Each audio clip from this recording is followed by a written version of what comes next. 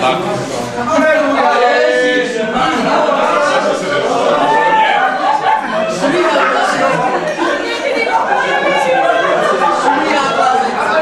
Ty vole.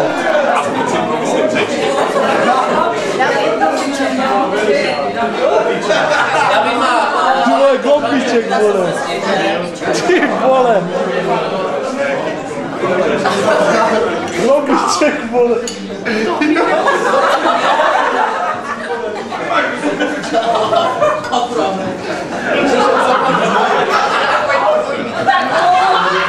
Já nevím, s čím nás dělat.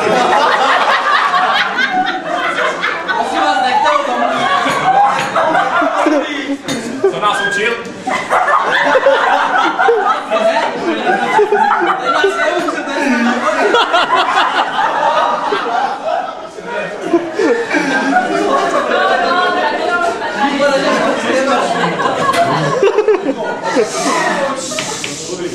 Tak, já jsem se po škole vyučil jako knihkupec, pak jsem nastoupil jako knihkupec a pořád dělám jako knihkupec.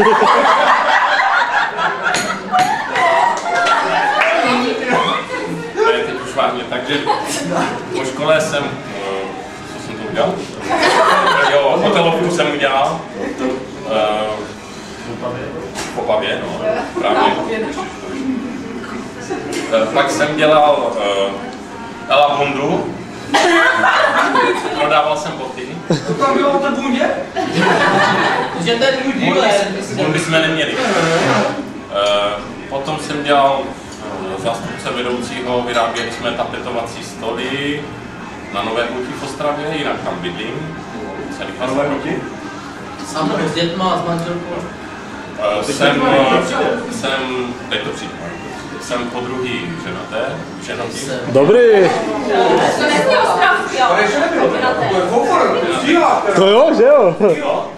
Tu první, nevím, někteří možná z vás ji znají, to byla, u nás, jak jsme měli hotel, tak to byla sousedka, jsem chodil. Kdo neví, tak neví. Vocková.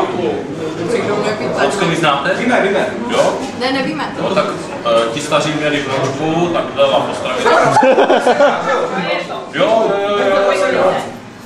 Nechte ho domluvit, už jedou domů. Když jsme zabávali příklad.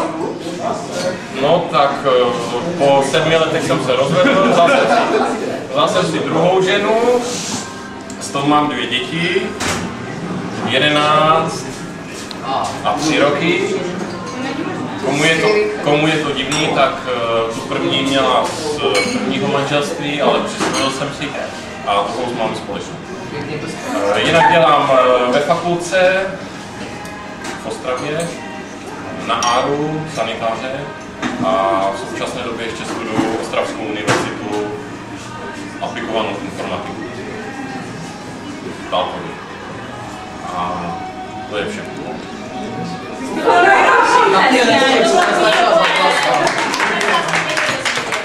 Fotky mám, kdo chce vidět. Už tu mám nacvičený. Musíme se nás nedávno prostě. Já jsem ženatý, vidíme v Karlovech, pracuji hlavně jako konstruktér. Tam vzadu to nemůžu slyšet, protože pracuji hlavně jako konstruktér, jde na to. A děti, no. Manželka je. Ale řekni nám odkud, co je zajímá. To je zajímá? Jo, to je. V Itálii je manželka. Jo, já jsem takovou manželku.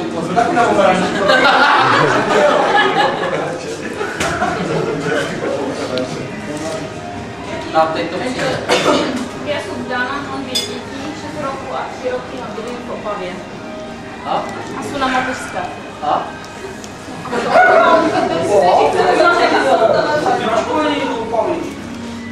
Všechno. A teďka mi psala Šárkajčická, že nepřijde, že má malou nemocnou. Že ani večer nepřijde. A já jsem svobodná. Nesvobodná, bezdětná a pracuji v Šumperku jako mistrová. a šijeme sportovní oblečení. Paragliding.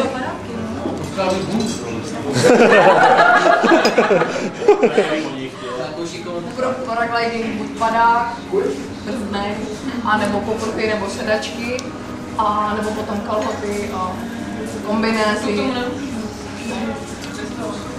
Ty vidíš vědět, co jsme vzít sebou?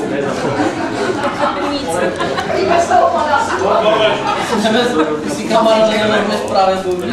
To taky nám nějaký věci. Zatím svobodná, ale budu se budu vydávat. Učím na základce a bydlím v Kyjově. V Kyjově, no to mě vymolí. Takže. V Kyjevě? Ne, Kyjov. Když poděkuji, tady to špatně. Říkal jako Kerdala, ale není jedno. Jsem svobodná, bezdětná a učím v Ostravě na základce. Ale Ostrava je málo.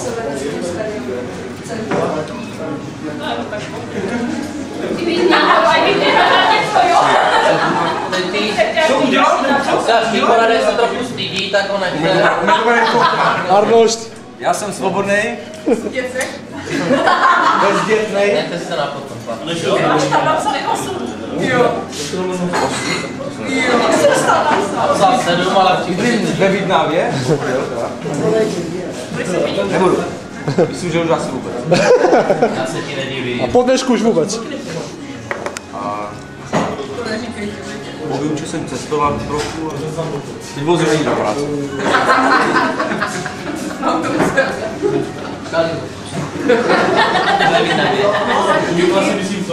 Já tak vozu zde ten maso. No já bydlím v Volné, jsem svobodný, s nikým nežiju.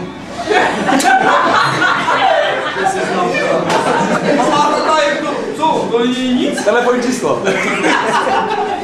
Učím se na místním statku dělat jako tu zemědělskou práci. Učím se? No tak už celý život. 10 let. Kolik tam dělám? No a to vše no. A mám rád chipsy. No a já už jsem to říkal. Bombiček! Marian! Molem! Tak to Všichni! Já to vypnu, mám dítě, které je 10 let. Nahlas!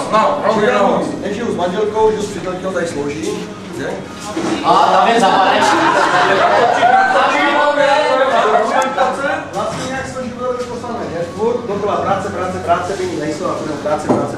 No. Asi vše, no. Počkejte, já chodím do práce. Ne, já dělám, ale oni neplatí, že? Nesložíte, ne? Tak montáž to dělá, na montáž dělá. Takže co si udělal? Slyšuješ nebo masuješ? A tady švíhá zlazec. Bezdětný, 4krát je trestaný. To se mi stejně vyslyšíte. Jezdím do světa, dělá na hospodu doma.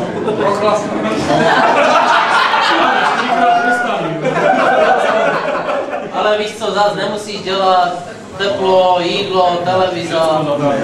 Motorky taky dostaneš zadarmo. Cože? Motorky taky dostaneš zadarmo. Tady je dotaz. Ještě Jirka. S tím trestáním to je opravdu nebo ne?